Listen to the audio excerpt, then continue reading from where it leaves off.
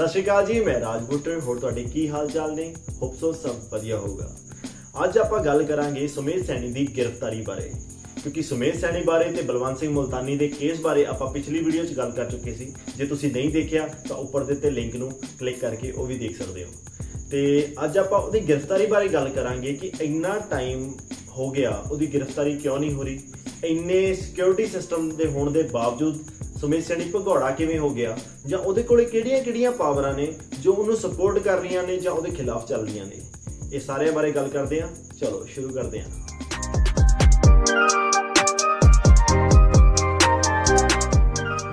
बलवंत सिंह मुल्तानी के केस के विच धारा 302 जुड़न तो बाद सुमेध सैनी की गिरफ्तारी ऑलमोस्ट तय हो गई सी ते अदालत ने भी पंजाब पुलिस को ऑलमोस्ट हरी झंडी दे दी सी गिरफ्तारी बारे। पर उस तो बाद सुमेध सैनी ने अदालत के दरवाजे खड़काए तो होर हथ पैर मारे कि उन्होंने जमानत मिल जाए, जिहदे लई शायद उन्होंने थोड़ा जिहा सुख दा साह भी मिलिया, जिहदे विच 2 दिन का टाइम मिलिया सी कि 2 दिन उसकी गिरफ्तारी नहीं हो सकती। तो उस तो बाद अदालत ने उहदियां अगलियां जमानत दी अर्जियां सारियां रद्द कर दित्तियां ते जिस तो बाद उसकी गिरफ्तारी हो जानी सी, पर Z सिक्योरिटी दे विच हुंदा होया भी वह भगौड़ा हो गया। तो पंजाब पुलिस उसनूं फड़न लई हुण अलग अलग जगह ते छापे मार रही है, कदे उहदे घरे, कदे उहदे फार्म हाउस ते कदे किते ते कदे किते।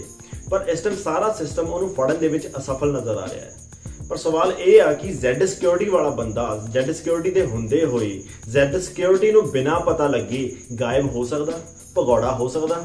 तां इहनूं तुसीं सिस्टम फेलियर कह लो जां कुछ भी कह लो।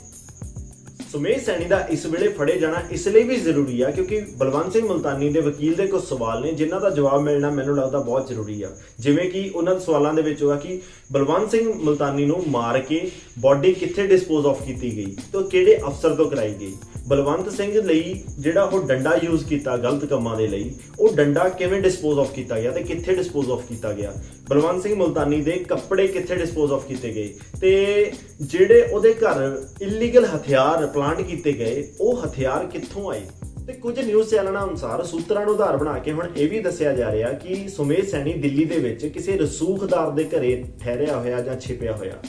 हुण आपां ये मान लीए कि चैनलों की इंटैलीजेंसी पंजाब पुलिस की इंटैलीजेंसी तो भी उपर दी है। सुमेध सैनी की गिरफ्तारी जरूरी इस करके भी आ क्योंकि राजनीतिक पद्धर ते सिटी सेंटर घोटाले तो लैके बरगाड़ी गोली कांड तक दे बहुत सारे राजनीतिक खुलासे ते खेडां सामने आ सकदियां ने। ते हुण सवाल यह भी बनता कि सुमेध सैनी सिर्फ अपनी गिरफ्तारी के डर तो भज रहा जां डर कोई होर भी आ, क्योंकि जिक्रयोग यह भी है कि पिछे जे यूपी का एक गैंगस्टर जिहदे कोल यूपी सरकार दीयां बहुत सारियां पोलां ते बहुत सारे खुलासे सी, वह गिरफ्तारी तो बाद एनकाउंटर च मारिया जाता, जिहड़ा कि हजे भी बड़ा ही शक दे अधीन आ।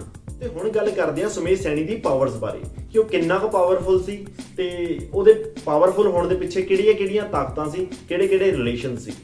29 साल पहला बलवंत सिंह मुल्तानी के परिवार वालों शुरू किए यह सैनी के केस दे विच उस इंसाफ लिए लड़न वाले परिवार का हौसला कितना टुटिया होगा जदों इस तरह के केस के होने के बावजूद सुमेध सैनी SSP रैंक तो DGP रैंक तक प्रमोट होया। क्योंकि समझण वाली गल यह आ कि एक पुलिस अफसर के उत्ते इहो जिहे किन्ने सारे इल्जाम लगे जिहदे विच उहनूं बर्खास्त करना चाहिए सी ते उहनूं बर्खास्त करन दी बजाय पंजाब पुलिस का सब तो वड्डा अहुदा दे दिता गया ते पंजाब पुलिस दी इवन पंजाब दी सब तो वड्डी पावर उहदे हत्थ विच दे दित्ती गई। ते इहो जिही पावर तो बाद एक आम परिवार एक स्टेट के DGP नाल किवें इंसाफ की लड़ाई लड़ सकता ते वो लड़ाई कितनी औखी होगी असीं आप समझ सकते हैं। एक DGP रैंक का मतलब ते जिम्मेवारी उसके सूबे दे विच कानून सिस्टम या कानून व्यवस्था नूं बनाए रखना ते अमन शांति नूं बहाल करना हुंदा है। पर जे सुमेध सैनी नूं ते उसके रिकॉर्ड नूं ते उसते लगे दोषां नूं चैक करिए तो कहानी बिल्कुल ही उल्ट जापदी है, क्योंकि रिकॉर्ड कानून नूं संभालण की जगह ते कानून नूं हत्थां दे विच लैके खेडण की कहानी बयान कर रहे हैं। ते कोई भी सरकारी अधिकारी बिना किसी वड्डी सपोर्ट तो इदां दी जरूरत नहीं कर सकता कि उही वड्डी सपोर्ट कोर्ट के ऑर्डर्स तो बाद भी उसकी गिरफ्तारी नूं बचा रही है। ये तो आने वाला समय ही दस सकता। चलो हुण गल करते हैं सुमेध सैनी ते पॉलिटिक्स के रिश्ते बारे, जिहदे विचों शायद अगे जाके कोई कहानियां सामने आउण। 1982 IPS बैच तो बाद SSP बने सुमेध सैनी नूं 2002 तो 2007 की कांग्रेस सरकार दे विच एक वड्डे अफसर के खिलाफ रिश्वतखोरी के मामले की जिम्मेवारी दी गई। जिथे इदां दे मामले समेटण दे करके सुमेध सैनी कांग्रेस के नेड़े आया, उत्थे KPS गिल नाल जिहड़ी इहदी नज़दीकियां सी उहदे करके भी कांग्रेस नाल नेड़ता दा बहुत वड्डा कारण बनिया। 2007 तो बाद आई बादल सरकार नाल भी सुमेध सैनी के रिश्ते उदा ही सीगे, नज़दीकियां उदा ही सीगियां जिवें कि कैप्टन सरकार नाल सी। ਤੇ ਜਿਵੇਂ ਕੈਪਟਨ ਸਰਕਾਰ ਕਾਫੀ ਵੱਡੇ ਮਾਮਲੇ ਸਮੇਟਣ ਦੇ ਵਿੱਚ ਜਾਂ ਕਾਫੀ ਇਸ਼ੂਜ਼ ਨੂੰ ਸਮੇਟਣ ਦੇ ਵਿੱਚ, ਨਿਪੇਟਣ ਦੇ ਵਿੱਚ ਜਾਂ ਸੌਰਟ ਕਰਨ ਦੇ ਵਿੱਚ ਸੁਮੇਧ ਸੈਣੀ ਨੂੰ ਵਰਤਦੀ ਸੀ, ਉੱਦਾਂ ਹੀ ਬਾਦਲ ਸਰਕਾਰ ਵੀ ਕਰਦੀ ਸੀ। ਤੇ ਉਹਦੇ ਵਿੱਚ ਹੀ ਬਾਦਲ ਸਰਕਾਰ ਨੇ ਸੁਮੇਧ ਸੈਣੀ ਨੂੰ ਇੱਕ ਵੱਡੀ ਜ਼ਿੰਮੇਵਾਰੀ ਦਿੱਤੀ, ਇੱਕ ਵੱਡਾ ਮਾਮਲਾ ਦਿੱਤਾ, ਜਿਹਦੇ ਵਿੱਚ ਨਿਸ਼ਾਨਾ ਕੋਈ ਹੋਰ ਨਹੀਂ, ਨਿਸ਼ਾਨਾ ਕੈਪਟਨ ਸੀ। ਇਸ ਮਾਮਲੇ ਵਿੱਚ ਬਾਦਲ ਸਰਕਾਰ ਨੇ ਨਾ ਹੀ ਸਿਰਫ ਪੰਜਾਬ ਦੇ ਸਭ ਤੋਂ ਵੱਡੇ ਘੁਟਾਲੇ ਲੁਧਿਆਣਾ ਸਿਟੀ ਸੈਂਟਰ ਘੁਟਾਲੇ ਦੀ ਜਿਹੜੀ ਸਾਰੀ ਜਾਂਚ ਆ ਉਹ ਸੁਮੇਧ ਸੈਣੀ ਤੋਂ ਕਰਵਾਈ, ਬਲਕਿ ਕੈਪਟਨ ਦੇ ਖਿਲਾਫ ਅਦਾਲਤ ਦੇ ਵਿੱਚ ਐਪਲੀਕੇਸ਼ਨ ਵੀ ਸੁਮੇਧ ਸੈਣੀ ਤੋਂ ਹੀ ਸਬਮਿਟ ਕਰਵਾਈ। ਤੇ ਇਸ ਤਰ੍ਹਾਂ ਸੁਮੇਧ ਸੈਣੀ ਸਰਕਾਰਾਂ ਦਾ ਬਹੁਤ ਵੱਡਾ ਹਥਿਆਰ ਬਣ ਗਿਆ ਸੀ। ਤੇ ਉਸ ਤੋਂ ਬਾਅਦ ਜਦੋਂ 2012 ਦੇ ਵਿੱਚ ਬਾਦਲ ਸਰਕਾਰ ਦੁਬਾਰਾ ਵਾਪਸ ਆਈ ਤਾਂ ਉਹਨੇ ਸੁਮੇਧ ਸੈਣੀ ਨੂੰ ਇੰਨੇ ਇਲਜ਼ਾਮਾਂ ਜਾਂ ਕੇਸਾਂ ਦੇ ਬਾਵਜੂਦ ਅਵਾਰਡ ਵਜੋਂ ਪੰਜਾਬ ਦਾ ਡੀਜੀਪੀ ਤੱਕ ਲਾਤਾ। ਤੇ ਉਸ ਤੋਂ ਬਾਅਦ ਥੋੜਾ ਅੱਗੇ ਜਾ ਕੇ 2015 ਦੇ ਵਿੱਚ ਬਰਗਾੜੀ ਗੋਲੀकांड ਤੇ ਲਾਠੀਚਾਰਜ ਹੋਇਆ, ਜਿਹਦੇ ਕਰਕੇ ਪੂਰੇ ਪੰਜਾਬ ਦੇ ਵਿੱਚ ਸੁਮੇਧ ਸੈਣੀ ਤੇ ਬਾਦਲਾਂ ਦਾ ਰੱਜ ਕੇ ਵਿਰੋਧ ਹੋਇਆ। ਤੇ ਜਿਸ ਤੋਂ ਬਾਅਦ ਬਾਦਲਾਂ ਨੇ ਰਾਜਨੀਤਿਕ ਘਾਟਾ ਪੈਂਦਾ ਦੇਖ ਕੇ ਤੇ ਵਿਰੋਧ ਨੂੰ ਸ਼ਾਂਤ ਕਰਨ ਲਈ ਸਾਰਾ ਮਾਮਲਾ ਸੈਣੀ ਤੇ ਸੱਟ ਕੇ ਉਸ ਨੂੰ ਡੀਜੀਪੀ ਅਹੁਦੇ ਤੋਂ ਬਰਖਾਸਤ ਕਰਤਾ, ਜਿਸ ਤੋਂ ਬਾਅਦ ਸ਼ਾਇਦ ਸੁਮੇਧ ਸੈਣੀ ਤੇ ਬਾਦਲਾਂ ਵਿਚਾਲੇ ਰਿਸ਼ਤੇ ਵੀ ਸੁਖਾਵੇਂ ਨਾ ਰਹੇ, ਜਿਹਦਾ ਪਤਾ ਸੁਮੇਧ ਸੈਣੀ ਵੱਲੋਂ ਦਿੱਤੇ ਐਫੀਡੇਵਿਟ ਤੋਂ ਲੱਗਦਾ, ਜਿਹੜਾ ਉਹਨੇ ਬਰਗਾੜੀ ਜਾਂਚ ਕਮੇਟੀ ਨੂੰ ਦਿੱਤਾ ਸੀ, ਜਿਹਦੇ ਵਿੱਚ ਸਾਫ਼ ਤੌਰ ਤੇ ਕਿਹਾ ਕਿ ਉਹਨੇ ਬਰਗਾੜੀ ਦੇ ਵਿੱਚ ਗੋਲੀ ਚਲਾਉਣ ਦਾ ਹੁਕਮ ਬਾਦਲਾਂ ਦੇ ਕਹਿਣ ਤੇ ਦਿੱਤਾ ਸੀ।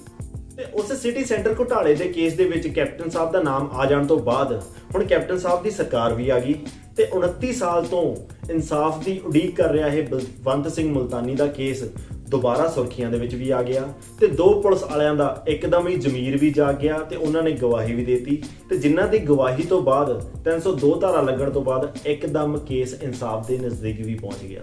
ਹੁਣ ਤੁਸੀਂ ਇਹਨੂੰ ਕੈਪਟਨ ਸਾਹਿਬ ਦਾ ਬਦਲਾ ਵੀ ਕਹਿ ਸਕਦੇ ਹੋ ਜਾਂ ਕੈਪਟਨ ਸਾਹਿਬ ਦੇ ਕਾਰਜਕਾਲ ਦੇ ਵਿੱਚ ਹੋ ਰਿਹਾ ਇਹ ਇਨਸਾਫ ਮਹਿਜ਼ ਇੱਕ ਇਤਫਾਕ ਆ। ਤੁਹਾਨੂੰ ਜੇ ਮੇਰੀ ਵੀਡੀਓ ਤੇ ਇਹ ਜਾਣਕਾਰੀ ਪਸੰਦ ਆਈ ਤਾਂ ਮੇਰੀ ਵੀਡੀਓ ਨੂੰ ਲਾਈਕ, ਕਮੈਂਟ ਤੇ ਸ਼ੇਅਰ ਜ਼ਰੂਰ ਕਰਿਓ ਤੇ ਮੇਰੇ ਚੈਨਲ ਨੂੰ ਵੀ ਸਬਸਕ੍ਰਾਈਬ ਕਰਿਓ ਤੇ ਬੈਲ ਆਈਕਨ ਨੂੰ ਜ਼ਰੂਰ ਦਬਿਓ ਤਾਂ ਜੋ ਮੇਰੀਆਂ ਅਗਲੀਆਂ ਜਾਣਕਾਰੀਆਂ ਤੁਹਾਡੇ ਤੱਕ ਸਭ ਤੋਂ ਪਹਿਲਾਂ ਪਹੁੰਚਣ। ਸਤਿ ਸ਼੍ਰੀ ਅਕਾਲ।